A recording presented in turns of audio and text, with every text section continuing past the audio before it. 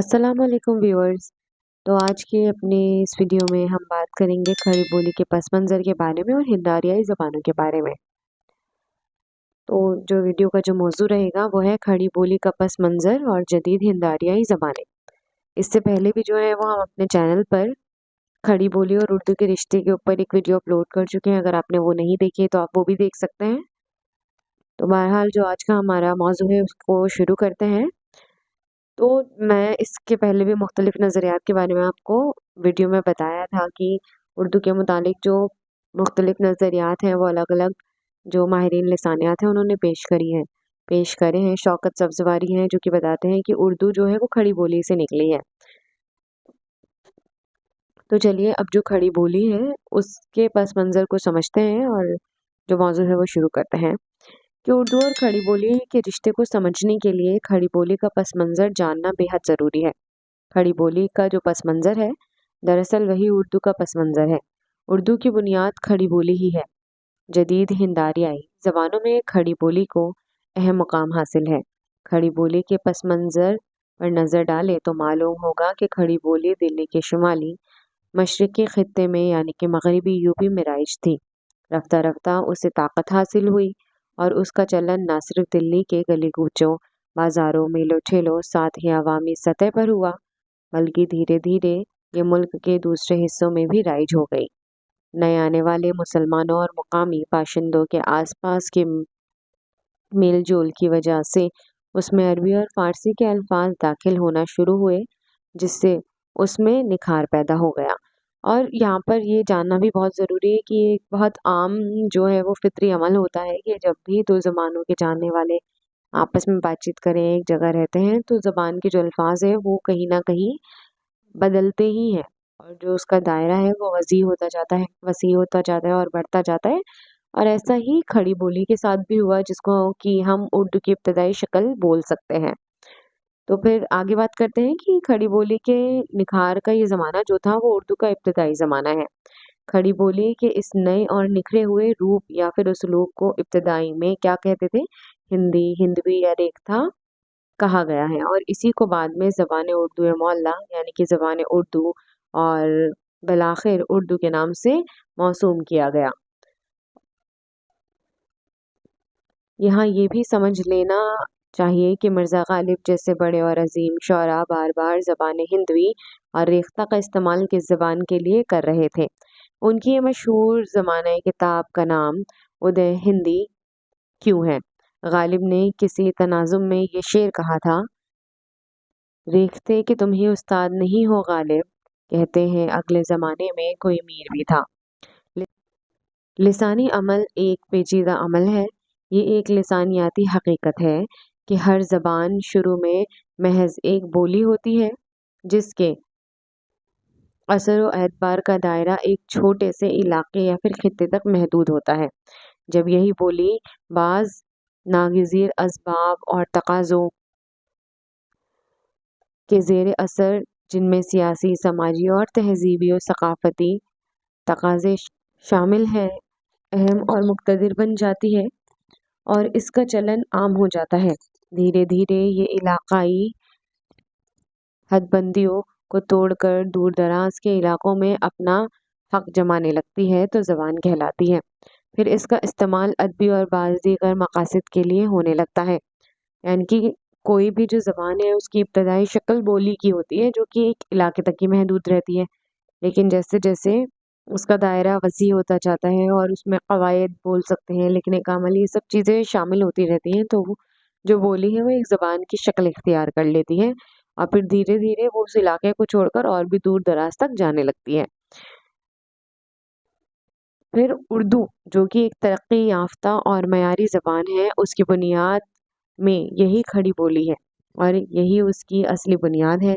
हिंद आरियाई ज़बानों की तारीख़ की रोशनी में ये बात भरोसे के साथ कही जा सकती है कि उर्दू खड़ी बोली की ही कोख से पैदा हुई है और बाद में उस पर नवाए दिल्ली की दूसरी बोलियों के असरात मुरतब हुए हैं।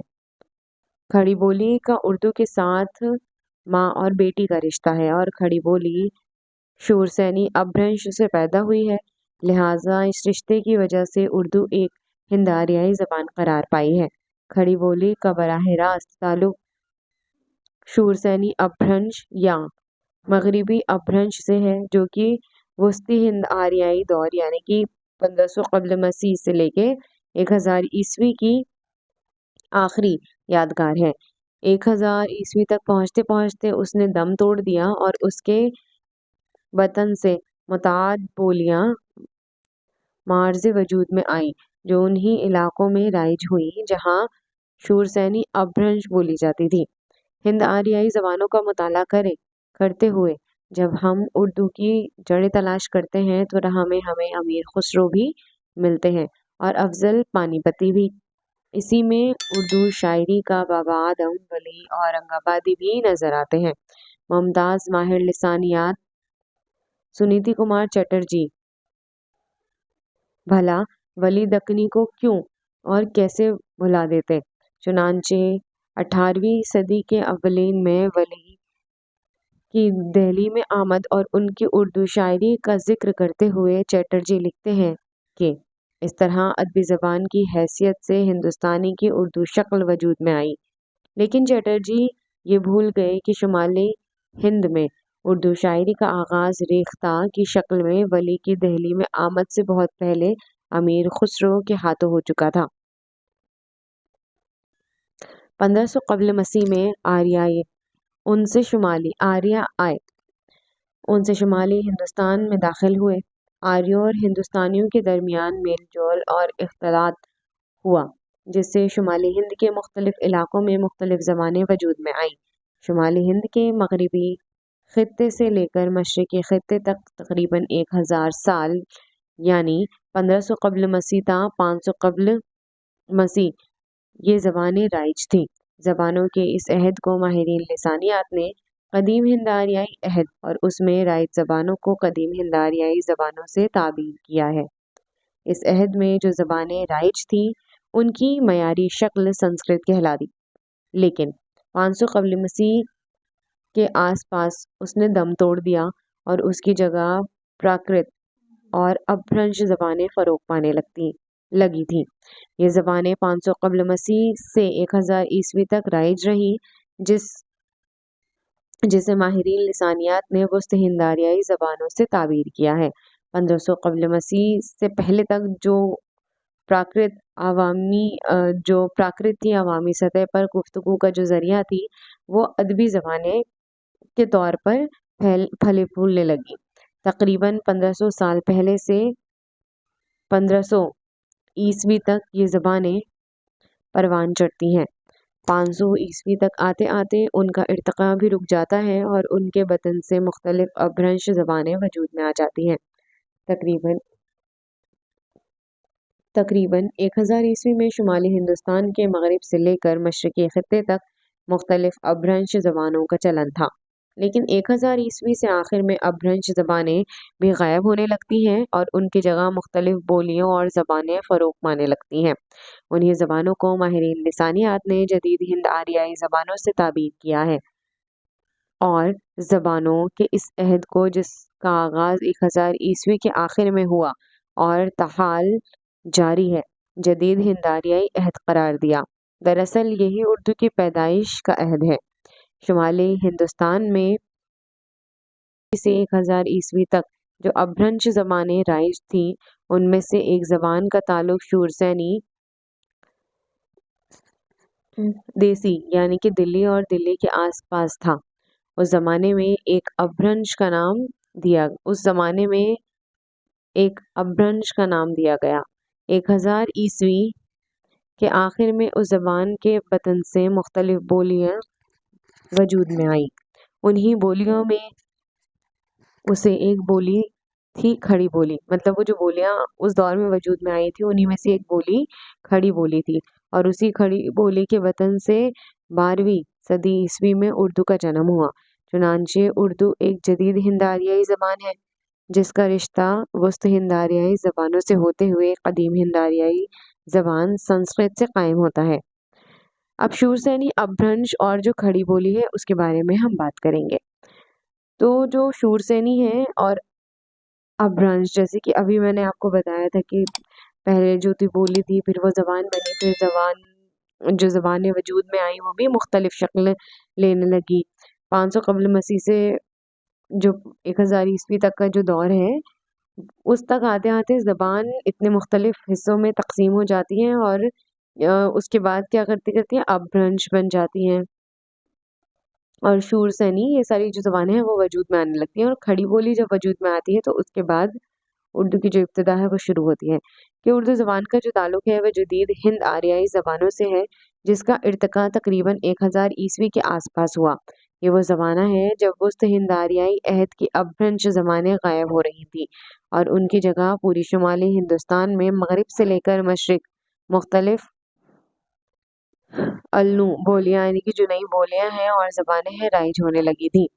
ماہرین لسانیات نے اس عہد میں رائج بولیوں اور زبانوں کو ان کے علاقے اور خصوصیات کی بنیاد پر 4 کوہراہوں یعنی کہ 4 حصوں میں بانٹا ہے: بیرونی، وسطی، اندرونی اور پہاڑی میں بانٹا ہے۔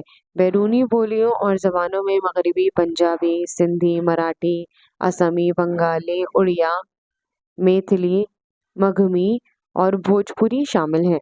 وسطی بولیوں اور زبانوں میں اودھی، بگھیلی اور کھڑی ہیں جنہیں مشرقی ہند سے بھی تعبیر کیا جاتا ہے۔ اندرونی بولیوں اور زبانوں میں کھڑی بولی، ہریانوی، برج، بندیلی، قنوجی، مشرقی پنجابی، گجراتی، راجستھانی، بھیلی اور شیش شامل ہیں۔ پہاڑی بولیوں اور زبانوں میں اور شمالیہ کے آس پاس کی پہاڑی بولیاں شامل ہیں۔ ان بولیوں اور زبانوں میں سے کھڑی بولی، ہریانوی، برج بھاشا، بندیلی اور قنوجی چنانچہ شمالی ہندوستان کے ان مغربی علاقوں میں رائج تھیں جن کا تعلق اندرون سے تھا، اس لیے ان 5 بولیوں نے ایک دوسرے کو خوب متاثر کیا۔ یہی وجہ ہے کہ ان کے درمیان بعض مماثلتیں یعنی کہ جو میچنگز ہیں وہ پائی جاتی ہیں۔ انہی مماثلتوں کی بنیاد پر گردیسن نے ان 5 بولیوں کے مجموعے کو مغربی ہند سے تعبیر کیا ہے۔ مغربی ہند کی مذکورہ بالا 5 بولیوں یعنی کہ کھڑی بولی، ہریانوی، برج بھاشا، بندیلی اور قنوجی نے اگرچہ اردو کو متاثر کیا لیکن سب سے زیادہ جس بولی نے اسے متاثر کیا وہ کھڑی بولی ہے۔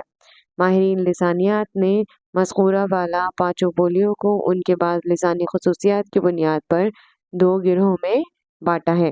پہلا گروہ میں برج بھاشا، بندیلی اور قنوجی تو دوسرے گروہ میں کھڑی بولی اور ہریانوی شامل ہے۔ امید کرتے ہیں کہ آپ کو یہ جو ہماری ویڈیو ہے وہ پسند آئی ہوگی، تو پلیز چینل کو لائک اینڈ سبسکرائب ضرور کریں۔ بہت بہت شکریہ۔